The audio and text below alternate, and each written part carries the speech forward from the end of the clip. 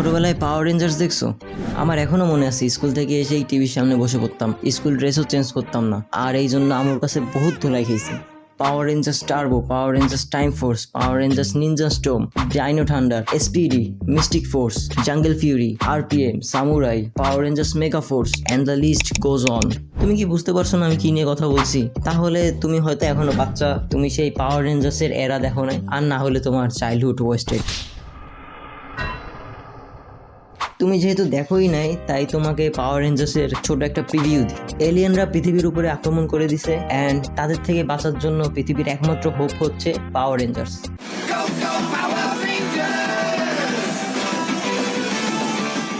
এলিয়েনরা একটা একটা করে বস alien পাঠাতো with lots of Minions, যে মিনিয়ন্স গুলোর একমাত্র কাজ হচ্ছে মাইর খাওয়া। এখন তুমি এই প্রশ্ন করো না যে এলিয়েনরা একটা একটা করে কেন বস এলিয়েন পাঠাতো, সবাই একসাথে হামলা করলে তো কিছু একটা হইতে পারতো না? উত্তর হচ্ছে আমার ওই সময় ছোট ব্রেনে এই কোশ্চেন আসেই নাই, তাই আমি জানি না। যাই হোক, এরপরে পাওয়ার রেঞ্জার্সরা মিলে বস এলিয়েনদেরকে হারিয়ে দিত, কিন্তু এখানেই শেষ হয়ে যেত না। এরপরে বস এলিয়েন আবার রিভাইভ হয়ে যেত অ্যান্ড আগের থেকে বড় হয়ে যেত। এরপরে সব পাওয়ার রেঞ্জার্সরা মিলে তাদের ভেহিকেল গুলো একত্র করে রোবট বানিয়ে ফেলতো, যেগুলোকে মেগাসর বলা হতো, অ্যান্ড দেন ফাইনালি বস এলিয়েনকে ডিফিট করতো। প্রতিটা সিজনের প্রতিটা এপিসোডই সেম, ঘুরিয়ে ফিরিয়ে একই জিনিস হতো, but still it was the coolest shit back then on television. Then I hear Power রেঞ্জার্সের নাকি অ্যানিমে ভার্সন চলতেছে, and I was like okay, আমার আর পাওয়ার রেঞ্জার্স দেখার কোনো ইচ্ছা নেই। এই জিনিস এখনকার বাচ্চাদের দিলেও তারাও দেখতে যাবে না, একই জিনিস বারবার বারবার। But then I saw this clip. 続けようか。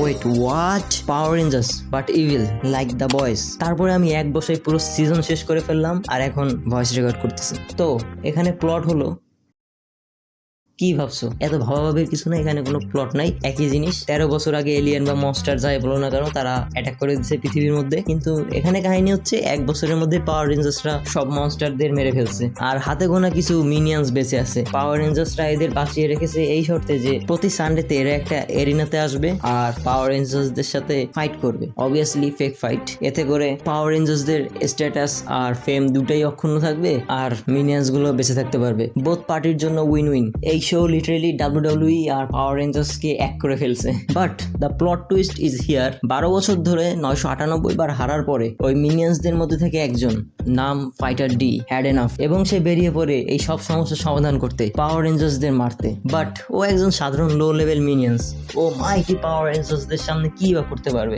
so তার শেপ শিফটিং পাওয়ারের সাহায্যে সে ইনফিলট্রেট করে পাওয়ার রেঞ্জার্স ফোর্সের মধ্যে and become one of them to destroy it from inside. আর এইখান থেকেই হয়তো লুজার রেঞ্জার নাম আসছে, I guess. The character, the animation, all good. Opening আর এন্ডিং সং দুইটা মিস দিওই না, জোস বানাইছে। But don't get me wrong, আমি অন্য কিছু এক্সপেক্ট করে এটা দেখতে গেছিলাম। এটা যে খারাপ আমি তা বলছি না, তবে আমি আশা করছিলাম something super R rated, ultra violet, hardcore, 18+ like the boys. And এই শো এর মধ্যে পোটেনশিয়াল আছে সুপার হার্ডকোর 18+ যাওয়ার, বাট কেন যেন নিজেকে হোল্ড ব্যাক করে রাখতেছে। কিন্তু আমি এখন হোপ ছাড়ি নাই। জুজুৎসু কাইসেন আমাদের যেরকম প্রথম সিজনে দেখাইছিল নর্মাল শোনেন অ্যানিমে, হোলসাম অ্যানিমে, বাট শিবুয়ারকে এসে যে সবকিছু তছনছ করে ফেলছে, এই অ্যানিমেও যদি সেরকম কিছু করার চিন্তা ভাবনা করে থাকে, তবে ইট গনা বি এ ব্যাং। 少しは考えろ。自分の役割。 এখন আবার কমেন্টে এসে বলো না যে রিউক্যান্ডো দেখছো, রেস্কিউ ফোর্স দেখছো, মাস্ক রাইডার দেখছো, কামেন রাইডার দেখছো, আলট্রাম্যান দেখছো, ভলট্রন দেখছো। ভাই সবই দেখছি, এমনকি অনেক কিছুর নাম এখন মনেও আসতেছে না। তবে তুমি এটা জানো যে তোমার এগুলোর মধ্যে ফেভারিট কোনটা, বা পাওয়ার রেঞ্জার্সের কোন ভার্সনটা সবচেয়ে বেশি ফেভারিট?